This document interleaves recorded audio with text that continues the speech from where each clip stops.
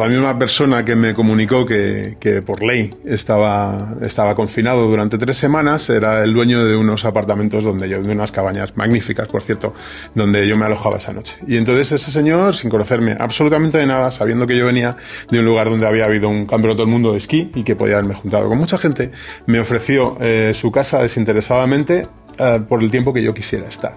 Y sus palabras textuales fueron: no me va a sacar de pobre que tú estés aquí el tiempo que sea necesario, como si son 3 meses, tú mismo, tienes tu casa.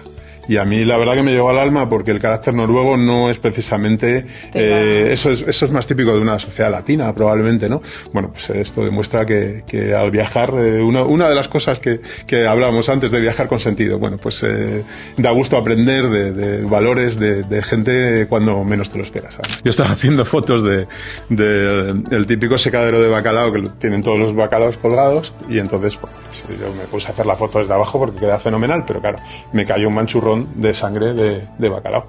Y eso, o sea, no sabes cómo huele. O sea, eso huele por días. Entonces yo estaba así. ¿Te has acordado de esa foto mucho tiempo? Sí.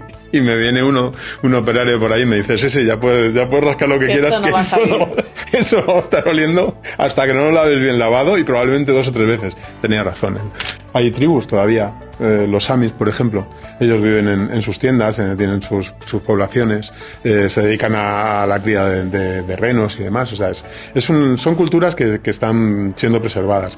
Pero también es cierto que probablemente hay una razón de peso detrás, y es la económica, que se lo pueden permitir. Los vikingos, todas las culturas ancestrales de esa zona siempre han relacionado la aurora boreal con algo espiritual, ¿no? Bueno, siempre ellos dicen que son sus ancestros enviando señales. Bueno, es una de las teorías que he oído, ¿no? Sí, seguramente, claro, desde el Valhalla, ¿no? Qué fuerte. Y bueno, pues la verdad que es una tradición muy bonita. Y tú lo piensas y tal. Yo no me considero una persona espiritual, y cada vez que veo la aurora boreal siento una conexión especial. O sea, que hay algo ahí que dices, bueno, pues igual sí que soy una persona espiritual y yo no lo sabía, ¿no? Con respecto a la naturaleza. Bienvenidos a un nuevo episodio de Travel Well. Hoy volamos con KLM al norte de Europa, pero muy al norte, a un país de paisajes infinitos, auroras boreales y sol de medianoche, Noruega. Y para descubrir Noruega de una manera diferente, tenemos hoy a alguien que está muy acostumbrado a viajar con paciencia y sensibilidad. Él es fotógrafo de viajes y nos va a enseñar que viajar no es solo tachar lugares de una lista, sino que es parar, observar y dejarnos transformar por lo que nos rodea. David Rocaberti, estamos encantados de tenerte hoy aquí. El placer es enteramente mío. Os agradezco un montón estar aquí. David, vamos a empezar con nuestra pregunta de siempre. ¿Qué significa para ti viajar con sentido? Madre mía, qué buena pregunta. Bueno, pues es un compendio de una actitud personal, de hacer las cosas de una manera respetuosa con el medio ambiente, pero sobre todo de aprender. O sea, realmente siempre he visto una diferencia muy grande entre la gente, entre el estereotipo de turista y el estereotipo de viajero, ¿no? Entonces, viajar un poco con sentido es viajar de la segunda manera, siendo un viajero, no juzgando, simplemente observando todo y aprendiendo, siendo una esponja, sobre todo aprender. Me gusta lo del aprendizaje. Pero a ver, hoy estamos aquí sobre todo para hablar de Noruega, porque tú has estado ¿cuántas veces en Noruega? Pues si te digo la verdad, he perdido la cuenta, 6, 5, no sé. Vale, o sea que lo iba pensando esta mañana. Digo, es un país que conoces bien, y te voy a preguntar cómo empezó este flechazo con Noruega, cómo fue esa primera vez. Bueno, pues un poco como mucha gente. O sea, todo el mundo tiene un montón de actividades y cosas que hacer en su vida, y una de las mías era ver la aurora boreal. Y pues bueno, pues un buen día me decidí, me planté yo solito en Narvik, como Paco Martínez Soria, con 2 maletas y sin ningún conocimiento del sitio, porque realmente intenté recopilar información, pero no había. De hecho, acabé escribiendo un libro de lo que a mí me gustaría haber leído en ese primer viaje. Aprovecho la ocasión, como Paco Umbral, a hablar de mi libro. Se llama Ártico, por la editorial Anaya. Y bueno, pues realmente pues me planto allí con el único objetivo de ver la aurora boreal. Y nada, pues según llego, la veo. Y entonces dices, bueno, ¿y a partir de aquí qué, no? Hay muchas más cosas que hacer allí, ¿no? O sea, tu idea era ir a verla y hacer fotografías de la aurora boreal, que no es nada fácil. La verdad que hace tiempo que considero que las cosas hay que fotografiarlas y no verlas. El día que me convertí en fotógrafo fue un día que no me dejaron fotografiar un sitio y dije, pues no lo veo. pues ahora no lo quiero ver, ¿no? Entonces sí, no es solo verlo, sino capturarlo, ¿no? Y bueno, pues es algo mágico. Pero de todas las veces que has estado en Noruega, a mí me han dicho que hay una que se lleva la palma, porque fue muy inusual y un momento histórico del planeta. Ya te veo venir. Explícame un poquito más de ese viaje a Noruega. Pues sí, ya te veo venir, sí, ya sé por dónde va. Sí, durante la pandemia, justamente en el momento en el que estalló la pandemia, yo estaba allí.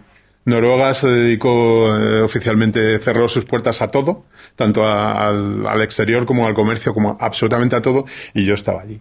Y entonces, bueno, de hecho estaba haciendo un trabajo para una oficina de turismo local y, bueno, pues me entero de la noche a la mañana que yo, como he entrado en el país en una fecha determinada, tengo que permanecer en cuarentena durante 3 semanas. Y entonces, claro, pues se me desmorona un poco el mundo, ¿no? No te dejaban volver a España, tenías que estar ahí un tiempo. Efectivamente. Había que estar... yo estaba como una rosa.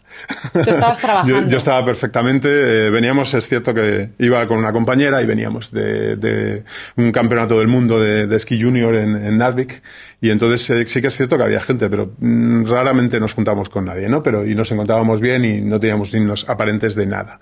Pero bueno, el país tomó esa determinación de cerrar las fronteras y nosotros quedamos dentro. Y claro, no es un país barato como para irte quedando 3 o 4 o las semanas que haga falta. No sé cómo se solucionó lo de me quedo en Noruega. Pues la misma persona que me comunicó que por ley estaba confinado durante 3 semanas era el dueño de unos apartamentos de unas cabañas magníficas, por cierto, donde yo me alojaba esa noche. Y entonces ese señor, sin conocerme absolutamente de nada, sabiendo que yo venía de un lugar donde había habido un campeonato del mundo de esquí y que podía haberme juntado con mucha gente, me ofreció su casa desinteresadamente por el tiempo que yo quisiera estar. Y sus palabras textuales fueron: no me va a sacar de pobre que tú estés aquí el tiempo que sea necesario, como si son 3 meses, tú mismo, tienes tu casa.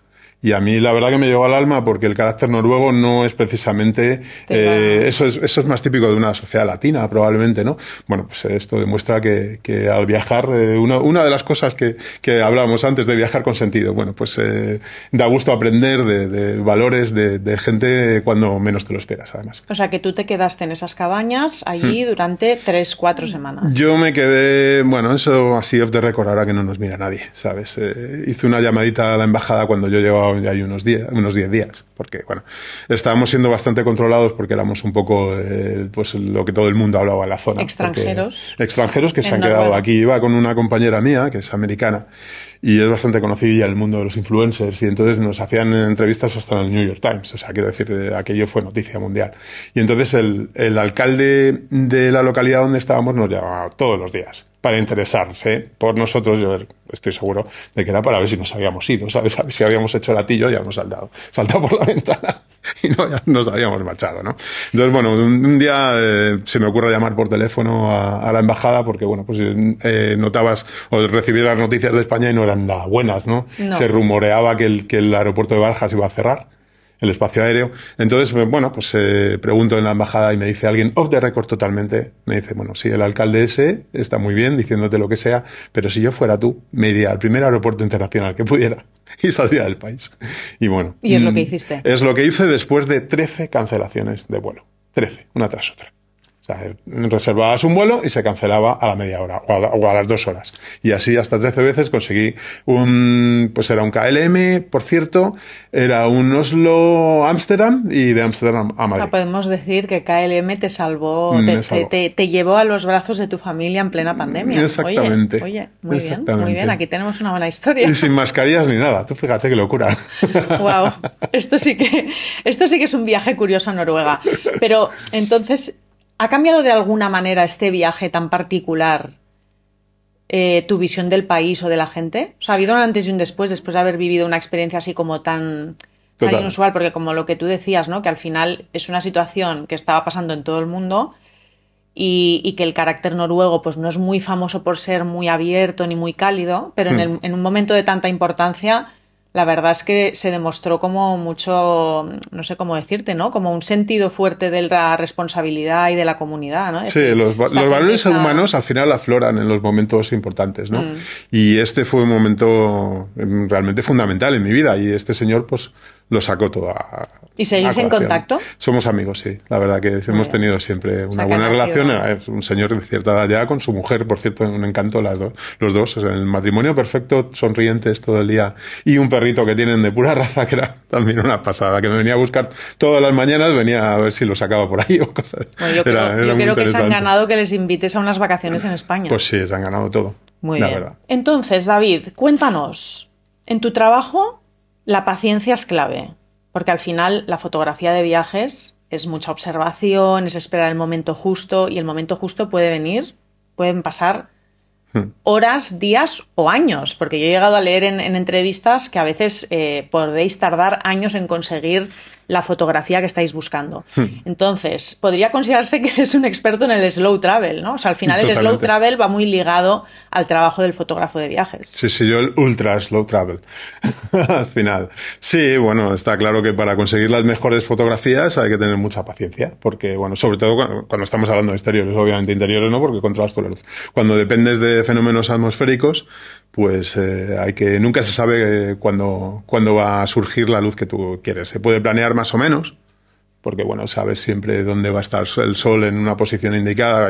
Hay aplicaciones como Photopills que te hacen, es una ayuda tremenda para planificar tus fotografías de antemano, sabiendo exactamente dónde va a estar cada cosa, pero luego al final, en un sitio como Noruega también dependes mucho del tiempo. El tiempo es muy caprichoso y realmente cambia muchísimo a lo largo del día. ¿Y cómo te planteas esas horas de espera? O sea, realmente llegas a disfrutar, porque esta sería la gracia del slow travel, ¿no? O sea, viajar lento, pero disfrutando de cada momento y de ese viajar a ritmo pausado. ¿Tú llegas a disfrutar de todo el in-between desde que te plantificas hasta que consigues lo que quieres? Pues en la mayoría de las ocasiones sí, porque pues al final llevamos una vida de estrés en la cual no tienes 10 minutos libres casi nunca, ¿no? Entonces el hecho de, bueno, mi metodología sobre todo en el Ártico y sobre todo para hacer fotos de la aurora boreal consiste en visitar lugares de día en los cuales yo quiero que luego ocurra el fenómeno. Entonces ya conoces bien el terreno, porque date cuenta que vas a ir de noche y tienes que conocer bien el terreno para no despeñarte por ahí, por ejemplo, ¿no? Y bueno, para saber por dónde están las cosas, dónde hay fuentes de luz que no te interesan y demás para evitarlas, ¿no? Entonces, bueno, pues durante todo el día, pues directamente me doy vueltas con el coche diciendo, me gusta este sitio, me voy a parar. Salgo, me doy una vuelta, lo miro, lo observo, digo, vale, aquí, lo marco en el mapa, luego vuelvo por la noche. Y entonces en cada ese número de sitios que tengo guardados, voy visitándolos poco a poco y espero directamente. Te pones en el coche y dices, pues ya está, que tampoco pasa nada en un sitio, estás en un lugar a lo mejor con 2 o 3 metros de nieve alrededor y dices, bueno, es que esto es surrealista, parece que estás en otro planeta y es un poco, hay veces que es una manera muy curiosa de estar solo, ¿no? Es muy entretenida. Te iba a decir, es muy solitario, ¿no? Realmente sí. Hay muchas horas de soledad. Sí, bueno, hay veces que he ido con compañeros y se hace mucho más ameno y también es más divertido porque puedes compartir las emociones que tienes al hacer esto o lo otro, pero muchas veces también solo se disfruta. No, y de todas maneras también es verdad que al final cuando estás en medio de la naturaleza es un tipo de soledad diferente, ¿no? A mí que me gusta mucho el senderismo, la montaña. Es verdad que cuando estás solo en la naturaleza es algo que se disfruta a su manera. No es lo mismo estar solo en una gran ciudad que estar solo en un paisaje increíble, sobrecogedor y decir, wow, es que estoy aquí y ahora. O sea, miras alrededor y dices, estoy aquí sola o, yo qué sé, con tu compañero, con quien sea. Esa sensación es especial, o sea, al final es un privilegio estar en este tipo de destinos, de paisajes, con todo tu tiempo, con lo que más te gusta hacer, que es ¿no? La sensación es una magnífica, energía especial. Pero totalmente especial. O sea, primero, porque cuando sales y estás en un lugar como este, el silencio es atronador, ¿vale? Vale la hipérbole, pero es verdad. O sea, realmente te encuentras completamente en medio de la nada, tú solo, y te das cuenta de lo pequeño que eres con respecto a lo demás. Y luego ese tipo de sonidos que hay por ahí que tú desdeñas al principio empiezan a aflorar.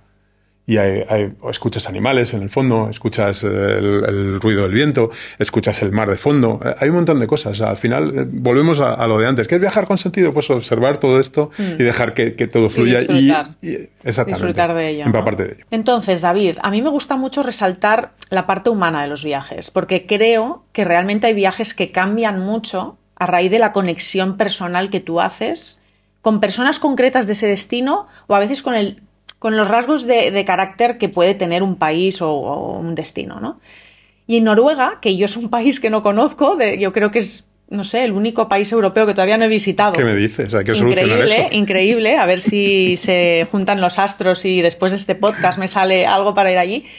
No lo conozco, pero si lo comparo con el resto de sus países vecinos de Escandinavia, bueno, todos sabemos que es un carácter un poco diferente al nuestro, ¿no? O sea, podríamos decir que es gente más reservada, más cerrada. Entonces me pregunto, ¿cómo es en este destino la conexión humana, el carácter versus lo que al final define estos países, que es la naturaleza, ¿no? Sobrecogedora, esos paisajes. Al final son países poco poblados, donde la gente, por lo poco que sabemos, pues es un poco cerrada, y donde la naturaleza acaba siendo muy la protagonista de la película, ¿no? Bueno, cada país tiene su idiosincrasia debido a su orografía, al clima al que está sometido, y Noruega, pues como bien dices, tiene una densidad de población bajísima, será de las más bajas del mundo. Entonces, realmente, sobre todo si vas en invierno, entablar relación con gente es complicado, ¿no? No vas a ver a muchísima gente andando. En las ciudades sí, a lo mejor si vas a Tromsø sí que vas a ver más gente. Pero bueno, por ejemplo, todas estas cosas te enriquecen de muchas maneras, ¿no? Tuve una vez la ocasión de partir con unos pescadores. Bueno, se rieron de mí un poco, también con razón, ¿no? Porque yo estaba haciendo fotos del típico secadero de bacalao, que tienen todos los bacalaos colgados, y entonces, bueno, pues yo me puse a hacer la foto desde abajo porque queda fenomenal, pero claro, me cayó un manchurrón de sangre de bacalao. Y eso... O sea, no sabes cómo huele. O sea, eso huele por días. Entonces yo estaba así... ¿Te has acordado de esa foto mucho tiempo? Sí. Y me viene un operario por ahí y me dice, sí, ya puedes rascar lo que quieras, que eso va a estar oliendo hasta que no lo laves bien lavado, y probablemente 2 o 3 veces. Tenía razón él. Vale, muy condenado. La marca de la fotografía. Y sí, y bueno, fíjate, pero todas estas situaciones... te vieron ahí, se rieron... Claro, hombre, es que era muy cómico. Ya. Pero realmente todas estas situaciones te llevan a conocer gente que de otra manera tú no hablarías con ellos, si tú no estuvieras ahí, es imposible, y te hace a ti también... ser un poquito más abierto, ¿no? Y entonces, bueno, estuvimos hablando, me comentaron hasta lo que cobraban, cuántas horas trabajaban, que por cierto cobraban un pastón, ¿eh?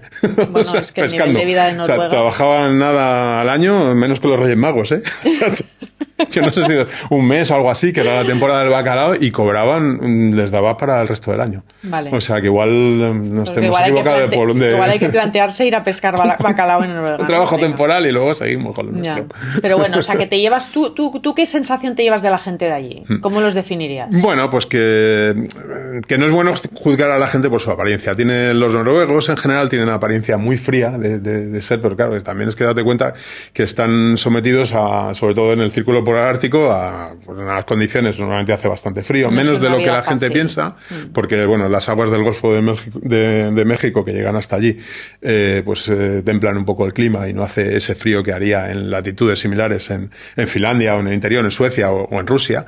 Pero aún así, o sea, tú date cuenta que están normalmente pues 6 meses con un montón de luz y 6 meses con nada de luz. Entonces eso no tiene que ser muy bueno para las personas. No, la verdad es que es muy extraño. Y luego es eso, que están acostumbrados a vivir solos y son muy respetuosos con la naturaleza. Entonces, probablemente el hecho de encontrarse con un montón de camionetas que últimamente se ven, pues de gente oriental avasallándolo todo, queriendo hacer todos la misma foto, pues igual a ellos tampoco les gusta.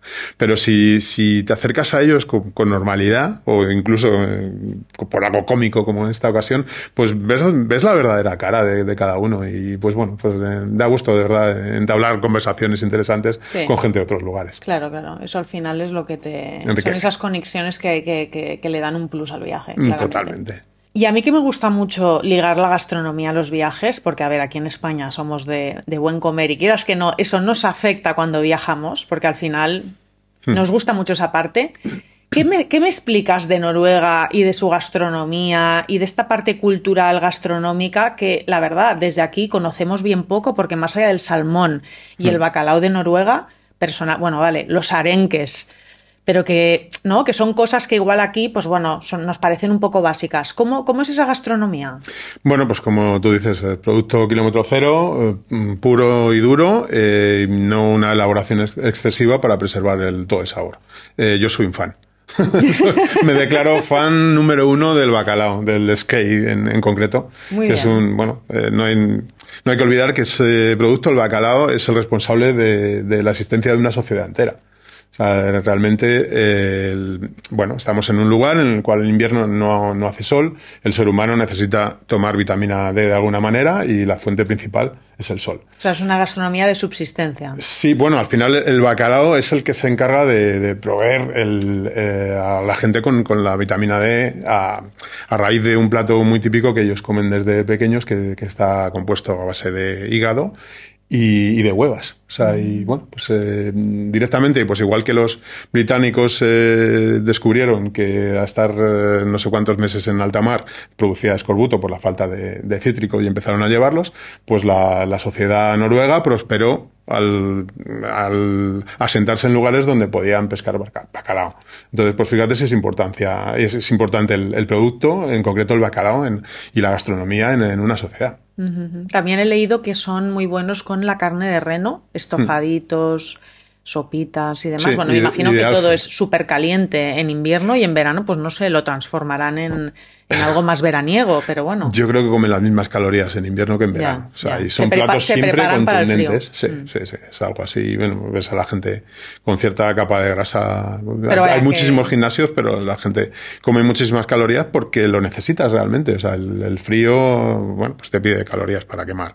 Y sí, que se come buen reno también, en estofado, incluso en solomillo de reno, que es algo más tosco probablemente, ¿no? Lo cocinan a veces con vino o tal, pero bueno, son platos y sobre todo también el alce. El alce también come mucho alce. Pero, ¿y existe la cultura como tenemos aquí de los bares, el picar una cosa aquí, restaurantes? Porque me pregunto si no será un poco difícil encontrar opciones gastronómicas más allá de los lugares súper turísticos de Noruega, porque al final estamos hablando de lugares donde hay muy poca población, los pueblos son aldeas, una casa allí, la otra allá, menos 30 fuera de casa. ¿Realmente hay cultura de irse a tomar algo a un bar, a cenar fuera como hay aquí? Pues poca, la verdad. O sea, bueno, realmente, sobre todo en invierno y en lugares, dices, claro, hay lugares que son turísticos porque ves turistas pasar, pero realmente la infraestructura todavía no está preparada para absorber un número elevado de ellos. Probablemente lo hagan a posta, ¿no? Seguramente, porque bueno, Noruega tiene unos altos ingresos en otras materias, por ejemplo, combustibles fósiles, y ellos no necesitan el turismo, no es un país de servicios como España o Portugal o Italia. Entonces, claro, el tema es ese, que ellos pues realmente no tienen preparada una infraestructura para acoger a mucha gente. Muchos restaurantes son temporales, abren solamente en las temporadas altas de afluencia de turismo y no hay muchos. O sea, realmente recuerdo, por ejemplo, pues hace años en la isla de Senia preguntarle a una persona que si había un restaurante abierto en la isla un domingo y se empezó a reír. O sea, aquí un restaurante, si no hay. Ningún día en la semana. Hay un par de ellos ahora, a lo largo de los años he encontrado 2 o 3 que han abierto, pero tienes que recorrer un buen trecho para ir a ellos. Bueno, porque me imagino que también al final Noruega tendrá un turismo que va a unos lugares muy concretos, ¿no? Quizá pues los fiordos más famosos, que también tiene mucha parte de crucero de fiordos, pero que a lo mejor a los sitios a los que va alguien a fotografiar auroras boreales y demás están completamente fuera de los circuitos habituales, pura y dura. Con lo cual el turismo es súper ocasional y no es algo que se planteen prepararse para ello. Claro. No, y incluso ellos, tú sabes, todo el mundo tiene la típica estampa, la típica imagen del norte de Noruega, todo cabañitas. Pues esas cabañitas son de alguien, son de los propios noruegos que van a pasar temporadas. Una cabaña implica que tú lleves con tu comida y la cocines ahí. O sea, tampoco no son lugares para ir al restaurante tal o restaurante cual. Ese tipo de cultura, pues en las ciudades, pues supongo que lo tendrán. En Tromsø sí que hay muchos sitios para ir a comer. Claro. Pero bueno, y lo de también irse, ir a tomar una cervecita. Bueno, pues la broma de tomar la cervecita, pues a lo mejor una cerveza son 12 euros o 14 euros. Sí, eso he oído yo. Claro. Igual por eso no hay tantos bares, ¿no? Pero también ahora escuchando esto, si lo piensas realmente, qué lujo a día de hoy, en pleno 2025, poder hacer un viaje a un sitio donde no se haya sucumbido a la globalización turística, donde no te encuentres el mismo producto y los mismos patrones sociales y ¿no? O sea, realmente me gusta y me emociona pensar que todavía quedan lugares en el mundo donde realmente eso no es un escenario, no un escenario, entiéndeme, pero por ejemplo, en países donde, receptores de turismo, que somos líderes en España, hay muchas cosas que las hacemos de cara al turismo, ¿no? O sea, se abren locales y se abren tiendas y se crean servicios pensados para satisfacer al turista. Poder ir a un sitio donde todavía hay gente que simplemente vive allí de manera auténtica y tú poder ser testigo de esa vida auténtica, me parece súper interesante, porque parece que cada vez más escasean estos lugares, porque los estamos transformando prácticamente todos en un escenario para el turista, para el viajero y para que vayas allí y tengas todo lo que puedas necesitar. Sí, se está globalizando el planeta, ¿no? Y en estos lugares tan extremos y tan al norte de Europa todavía no se aprecia en muchos de ellos esta situación, ¿no? Hay tribus todavía. Los samis, por ejemplo, ellos viven en sus tiendas, tienen sus poblaciones, se dedican a la cría de renos y demás. O sea, son culturas que están siendo preservadas. Pero también es cierto que probablemente hay una razón de peso detrás, y es la económica, que se lo pueden permitir. O sea, realmente en otros lugares del mundo globalizados, sí. O sea, tú le dices a alguien que cultiva arroz en Vietnam que van a poner un McDonald's en la puerta de su casa y le encanta. A un noruego probablemente no. Ya. O sea, que todo depende un poco de la idiosincrasia del país, de su economía y de su situación. Sí. Pero bueno, que como viajeros está muy bien que nos podamos beneficiar de este tipo de destinos en los que vamos a poder experimentar un turismo más auténtico. Sí, más auténtico. Sí. Un travel well, un travel well auténtico. O sea, descubrir un país con toda su realidad, con cómo es la gente sin que estén haciendo un papel, con el tipo de negocios que tienen ellos y los bares o no bares a los que van o no van. Me parece como muy interesante. Sí, es una sociedad que no va a fingir por el hecho de que vayan turistas. Ellos van a seguir siendo de la manera en la que son y te van a atender de la manera que... Perfecto, me encanta. Me encanta esto. Tienes que ir. Tengo que ir. Ya te vendí un viaje. Tengo que ir. Si es que ya me lo estás, ya solo necesitaba este trampolín. Pues ya está, pues ya me voy. Y David, me han dicho que tú organizas grupos de viaje con aficionados a la fotografía. Me imagino que en los que tú pues guías el viaje, les das tips de fotografía, de manera que tienes como estas dos caras. Cuando viajas tú solo y lo que comentábamos, ¿no? De la soledad del fotógrafo esperando el momento justo y la cantidad de horas que estás tú allí como con la naturaleza como acompañante, versus estos grupos, que me imagino que deben ser numerosos, en los que estás compartiéndolo con ellos, guiándoles. ¿Cómo es esta doble experiencia? Bien, las dos cosas tienen su parte buena y su parte mala, ¿no? Viajar solo está muy bien para conocerte a ti mismo, pero llega un momento en el que no puedes transmitir tus emociones a otros. Y es un poco complicado. Cuando vas en grupo, pues es fenomenal, porque esas emociones, sobre todo al ver la aurora boreal, son compartidas y, bueno, pues vives momentos muy bonitos con la gente. Hay gente que se emociona, hay gente que llora, hay gente que grita. A nadie le deja indiferente. Entonces, hay gente que se queda en silencio y lo que quiere es reflexión interior, se le deja, ¿no? Pero ya te digo que lo bonito en ese caso es poder compartir con gente con la que te llevas muy bien, ¿no? Porque al fin y al cabo, todos estos viajes, pues das con gente con la que tienes conversación infinita. Claro, que te une una pasión. Compartes una pasión, estáis allí un montón de horas esperando el momento, y entonces pues bueno... Al final hay muchas horas muertas, claro. Bueno, y se hace bastante bien grupo en comidas o simplemente esperando en la furgoneta. Pues fíjate que yo la primera aurora boreal la vi en Islandia y es muy curioso, es un poco, bueno, en fin, es un poco ridículo, pero es que como hasta ese momento, yo cuando había visto fotos de auroras boreales, no había visto vídeos, había visto fotos, ¿vale? Porque antes en Instagram era todo foto. Nunca había visto un vídeo de la aurora. Entonces yo me pensaba que una aurora boreal era estática. O sea, que iba a una velocidad pues como puede ir un atardecer. No que se movían. No, o sea, yo no era consciente de que una aurora boreal tiene un movimiento, pero un movimiento bastante rápido. O sea, es como... Depende de la intensidad. Bueno, claro, estos bailes... Entonces, claro, cuando vi la primera aurora boreal... Es que fue como, ¿pero qué me estás contando? Si es que yo no sabía que era un movimiento constante. Fue una aurora boreal muy fuerte. Imagínate cómo era de fuerte que estábamos en Reykjavik, en la ciudad, y estábamos en el restaurante y todo el mundo empezó a decir cosas que no entendíamos, saliendo todo el mundo a la calle y dijimos, ¿qué ha pasado? Salimos maravilla. fuera y en el centro, que es muy difícil ver una aurora, tú lo sabes, muy difícil. En pleno centro de la ciudad porque hay mucha contaminación lumínica, estaba el cielo, pero con unas auroras moviéndose. Y tú ahí de ahí para arriba así, ya. Todos así, y era como, ¿qué me estás diciendo? Se mueven. Fue como una sorpresa, era totalmente ignorante. Sí, la verdad que la fotografía hay veces que no le hace justicia a la aurora boreal, ¿no? Quizás la mejor técnica para retratarlo sea el time-lapse, ¿no? Que Claro. es apilar un montón de fotografías y ponerlo a cámara rápida. Sí. Como bien dices, pues bueno, pues depende de la intensidad. Hay veces que no baila nada. Simplemente cuando vas muy, muy, muy al norte, siempre, a poco que esté despejado, siempre hay algo verde. Y a lo mejor hay veces que incluso ni el ojo es capaz de verlo, pero cuando fotografías con una sensibilidad alta y expones La cámara bastante, sí lo ve. la cámara sí que lo registra. Entonces, igualmente es emocionante verlo en la cámara, pero es muchísimo mejor verlo bailar. O sea, es una cosa. Sí, Claro. sí, sí. Y a mí me pasó un poco como a ti. O sea, la primera vez, pues bueno, yo estaba ahí sin ninguna referencia realmente. Y aquello se puso a bailar y yo dije, ahí va. Es que el movimiento impacta bastante, he de Sí, decir. sí. Sí, sí. Entonces, me gustaría que me llevaras a esa primera aurora boreal que estabas comentando ahora, porque esto me imagino que fue hace bastantes años.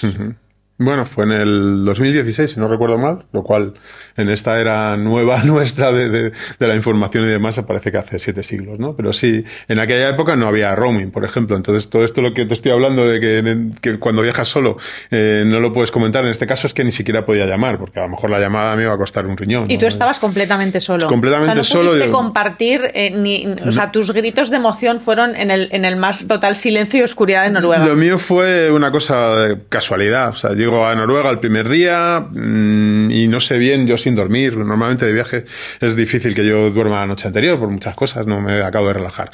Y conduje un par de horas hasta llegar a mi destino. Bueno, en ese momento la opción más clara era irse a dormir. Porque estás cansado y tal, pero algo dentro de mí dijo, sal a dar una vuelta. Porque sí, sin ninguna pretensión, hay un montón de apps que predicen más o menos la intensidad de la aurora boreal, que se mide en una unidad que se llama KP. Había KP 0, o sea, no había posibilidad de que hubiera aurora boreal esa noche según la app. O sea que, bueno, yo conduje sin llevar siquiera el GPS, cosa que siempre le pongo el GPS. Bueno, yo dije, mira, voy a vagar por ahí. Y como tampoco hay muchas carreteras, es difícil perderse. Bueno, pues fui a una zona boscosa que es complicado de encontrar porque hace normalmente tanto viento que los árboles no prosperan, ¿no? Y bueno, pues es una zona boscosa. Me metí por ahí, salí del coche simplemente a escuchar y a observar. Y de repente veo una cosa así verde y digo, no puede ser. No.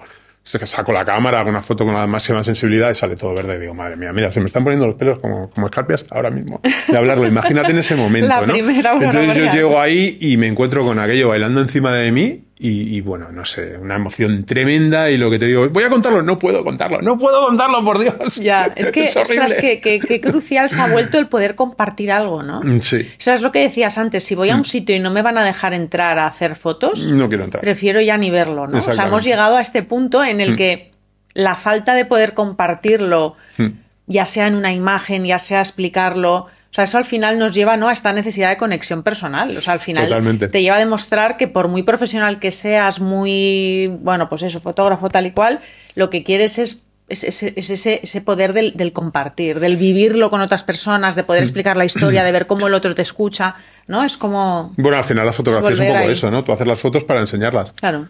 O sea, realmente no las haces para ti, es para mostrar lo que ven tus ojos de la manera que tú quieres que se vea. Pero ¿no crees que una parte de ti las hace? Yo muchos años de mi vida las he hecho porque me encantaba hacer fotografías.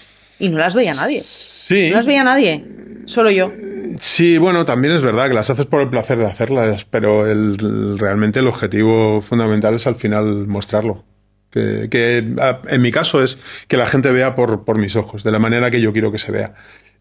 Bueno, pues igual es un poco pretencioso por mi parte, ¿no? Pero no, cada uno, bueno. quiero decir, ahí, ¿no? Pero a veces lo pienso y digo, antes de empezar a compartir mis viajes en Instagram, yo era una friki de las fotos. O sea, iba con mis cámaras, hacía 20.000 tal, y es que bueno, pero al final igual tú llegabas a casa y luego se lo enseñabas a tu madre, a lo mejor, ¿o no? No te creas, o sea, no te creas, porque claro, es un poco llegar con tu colección de fotos. Chicos, pase de fotos. Como el álbum de boda que te sacan tus amigos y te toma. Habrá gente que le gustará, pero tampoco iba persiguiendo a la gente para enseñárselas. Y lo pienso y digo, qué friki realmente, ¿no? Porque ahora casi nada es así. O sea, realmente dejas muy poca cosa sin compartir. O sea, estamos en una sociedad en la que todo el mundo, ya no los que nos dedicamos a esto, todo el mundo comparte sus vacaciones, comparte sus fotos de cumpleaños, comparte todo.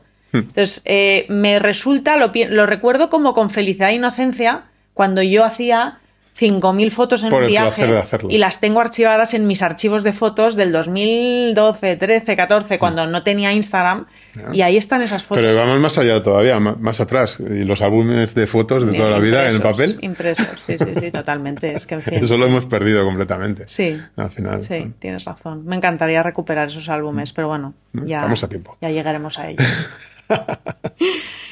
Y en estos momentos de estar por ahí en tierras vikingas viendo las auroras boreales, ¿no te has planteado cómo debía ser estar en aquella época? Que los primeros vikingos que vieron... Bueno, ellos nacieron con las auroras boreales, pero qué impresionante tenía que ser en otras épocas, ¿no? Encontrarte con estos fenómenos. Los primeros viajeros que llegaron a Noruega y que no eran vikingos. Y te encontrabas ante semejante espectáculo natural, los cielos moviéndose con toda clase de colores...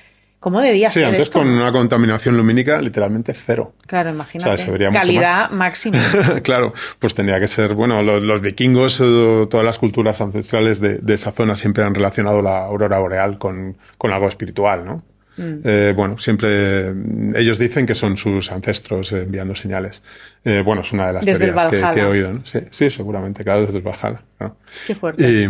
Y bueno, pues la verdad que es una tradición muy bonita. Y tú lo piensas y tal. Yo no me considero una persona espiritual y cada vez que veo la aurora boreal siento una conexión especial. O sea, que hay algo ahí que dices, bueno, pues igual sí que soy una persona espiritual y yo no lo sabía, ¿no? Con respecto a la naturaleza. Pero también lo que tú dices de los primeros viajeros. Tú imagínate a Marco Polo, que llega ahí y de repente se pone el cielo verde y dice, bueno, yo mañana vuelvo a cenar lo mismo de hoy, porque...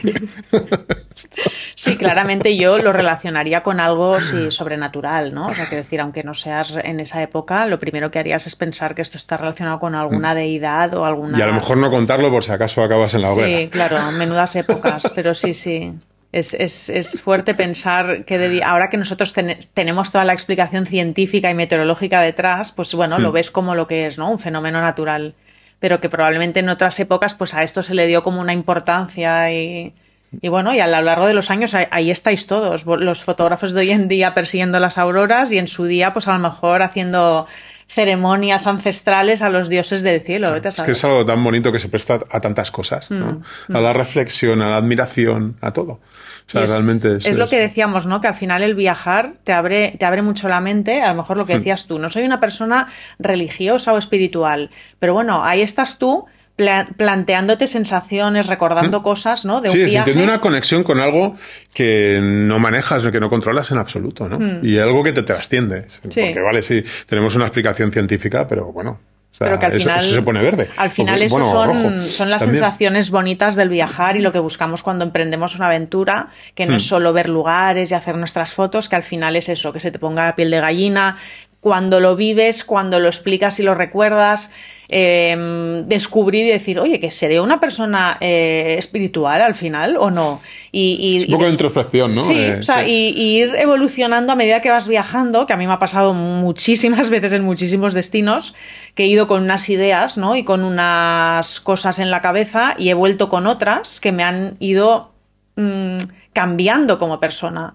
Y que a lo mejor hace unos años yo me percibía a mí misma de una manera y ahora de otra. ¿Por qué? Pues porque al final he visto culturas, he visto pues naturaleza y he vivido situaciones que al final es que me han cambiado, ¿no? Que me han hecho como abrir, bueno, lo que dices, ¿no? Abrir la mente a otras cosas. Todas estas situaciones pues se van acumulando una mochila, ¿no?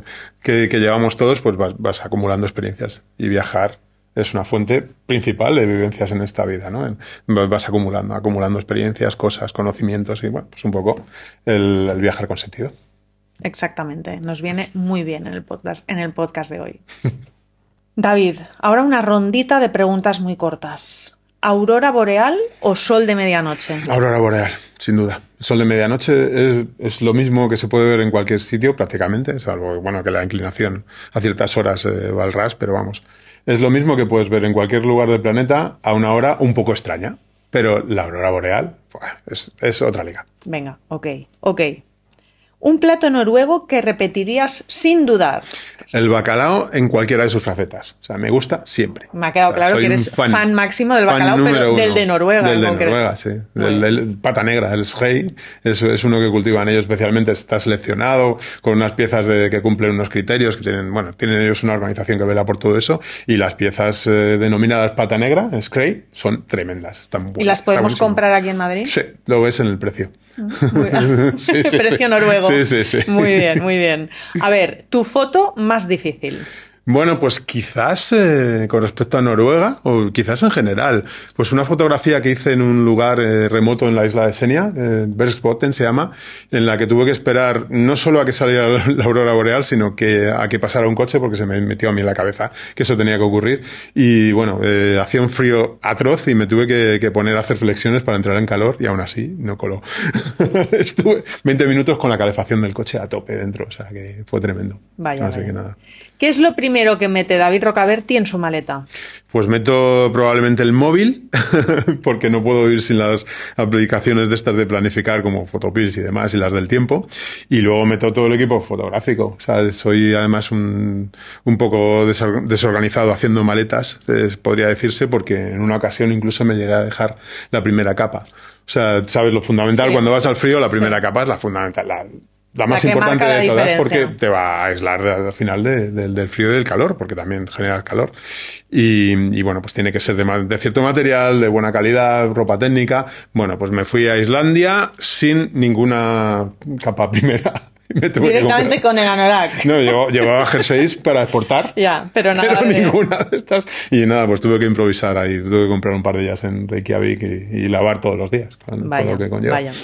¿Y la mejor banda sonora para recorrer Noruega cuál sería? Bueno, pues a mí me gusta el rock en general, ¿no? Pero siempre que voy a Noruega hay una canción de un grupo local, Ajá, se llamaba, que tuvo una canción que lo petó auténticamente en los 80, que se llama Take On Me, pues siempre se me mete en la cabeza. Noruegos, no sabía. Sí, son el típico grupo One Hit Wonder, ¿no? Que tenía un vídeo curioso que parecía como así, que estaba hecho como a trazos de lápiz.